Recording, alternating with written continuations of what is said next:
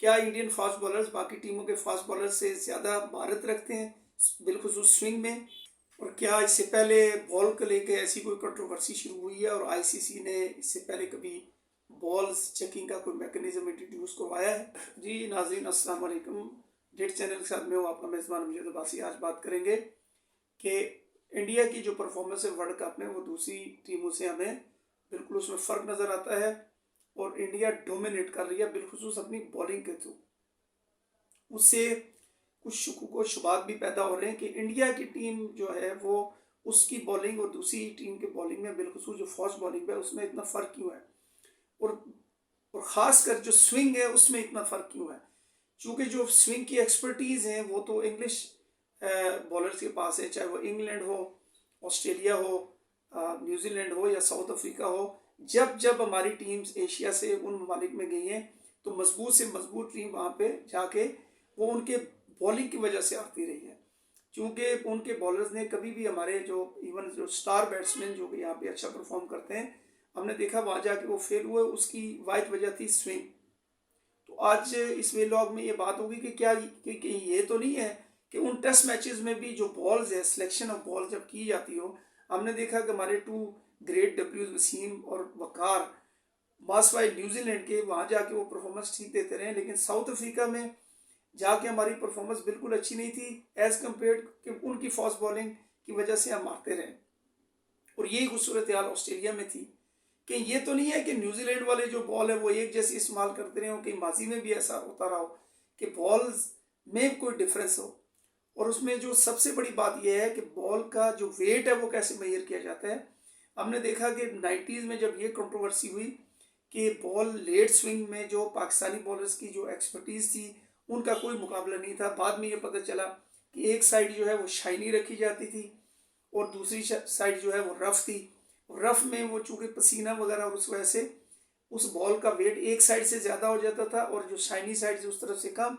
और फिर eight will आप जब बॉल को एयर देते थे वो अंदर भी जाती थी इन द एयर और बाहर भी जाती थी इन द एयर। ये एक बहुत बड़ा आर्ट था।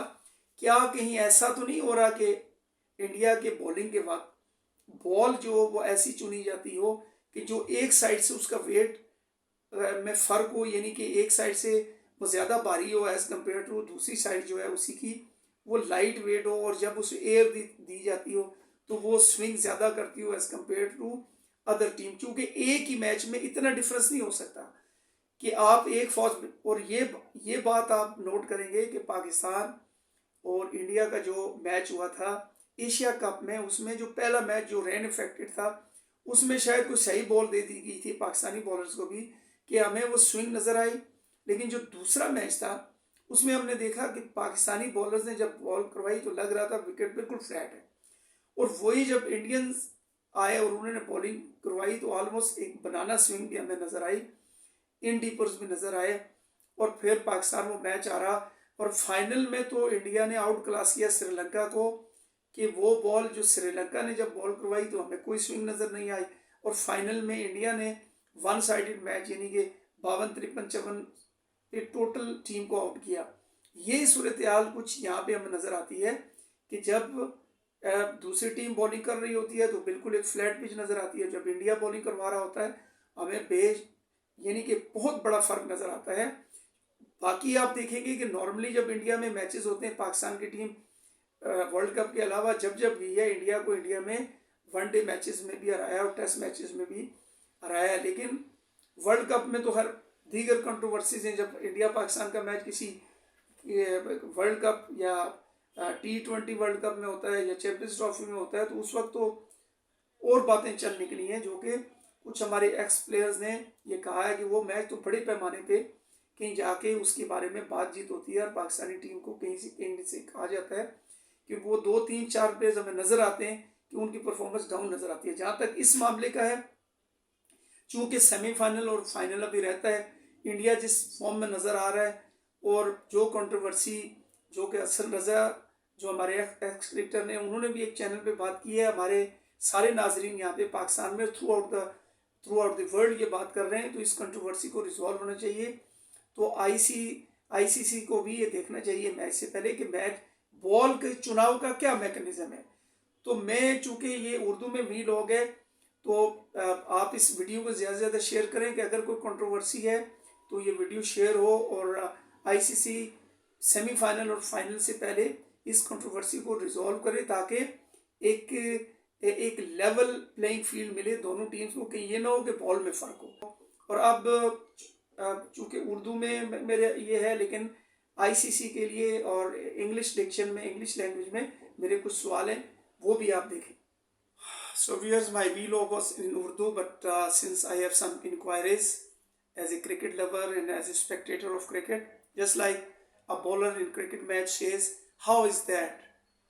So just like that, a cricket lover is saying, how is that? And I have some questions, and the questions are, how balls are chosen for the match? The question number 2 is, whether weight of the ball is made before the match or not. The third question is, whether the balance in weight is checked before the match or not. So this is very important. If the ball will not be balanced, it will get more swing as compared to a ball which is balanced in weight. Fourth one is, in whose custody the balls are kept. And fifth and last one is, whether the balls are checked from outside only, or whether there is a mechanism to check the ball from within, as far as the material used in the ball is concerned. So these are basically the questions. The basic purpose of putting these questions is that we want to have a level playing field for all the teams. It's bye bye and Allah Hafiz.